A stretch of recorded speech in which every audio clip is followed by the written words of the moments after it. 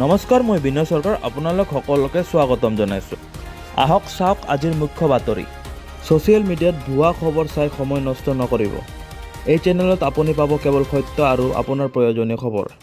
গতিকে চেনেলটো এতিয়া ছাবস্ক্ৰাইব আৰু ফ'ল' কৰি থওক। আজি 20 আগষ্ট বৃহস্পতিবাৰ।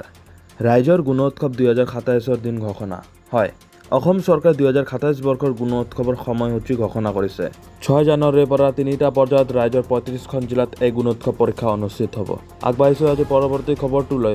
কলম্বিয়াত ভূমিস্খলন আৰু ভূমিকম্পত বিধ্বস্ত বিদ্যালয়সমূহ পুনৰ নিৰ্মাণৰ বাবে জনপ্ৰিয় আন্তঃৰাষ্ট্ৰীয় কণ্ঠশিল্পী শাকিৰাই $1.25 মিলিয়ন আৰ্থিক সাহায্য প্ৰদান কৰিছে। প্ৰধানমন্ত্ৰীৰ বাসভৱনত মুখ্যমন্ত্ৰী ডক্টৰ হিমন্ত বিশ্ব শৰ্মা বৈঠকত মিলিত হ'ব। এই বৈঠকত বিশেষ বান সাহায্য পেকেজ সম্পৰ্কে আলোচনা হোৱাৰ সম্ভাৱনা আছে।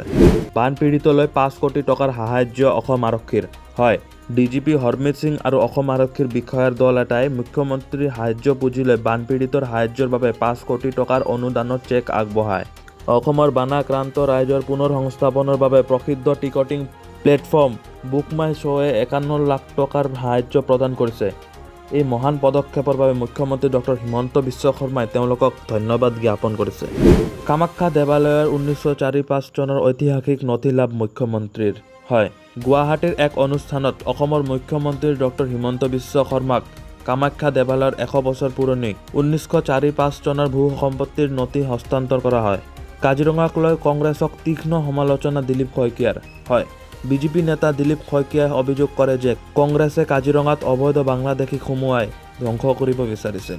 হকী বিশ্বকাপ পাকিস্তানক পৰাস্ত কৰি ভাৰতৰ দ্বিতীয় ৰাউণ্ডত প্ৰৱেশ। হয়, ভাৰতীয় দলে চিৰবৈৰী পাকিস্তানক পৰাজিত কৰি 10 বছৰীয়া অপৰাজিত যাত্ৰা অব্যাহত ৰাখিছে আৰু দ্বিতীয় ৰাউণ্ডত প্ৰৱেশ কৰিছে। কয়লা কেলেংকাৰীৰ সৈতে নাম সাঙুৰ খাই পৰাৰ পিছতে ৰাইজৰ দলৰ মুখপাত্ৰ মানস কোঁৱৰ আৰু ছাবিৰ আহমেদক দলৰ পৰা অব্যাহতি দিয়া হৈছে। দুয়োৰে বিৰুদ্ধে উঠা অভিযোগৰ তদন্ত কৰিব দলে।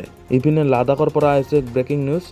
লাডাখৰ মিনিমাৰ্ক চেকপোষ্টত এগৰাকী যুৱতীয়ে নিজকে জেনজি বুলি দাবী কৰি হুলস্থুল সৃষ্টি কৰে আৰু প্ৰতিকূল বতাহ বৰষুণৰ বাবে সেনাই প্ৰৱেশ নিষিদ্ধ কৰা সত্ত্বেও আন পৰ্যটকসকলক চেকপোষ্ট পাৰ হ'বলৈ উচতনি দিয়ে।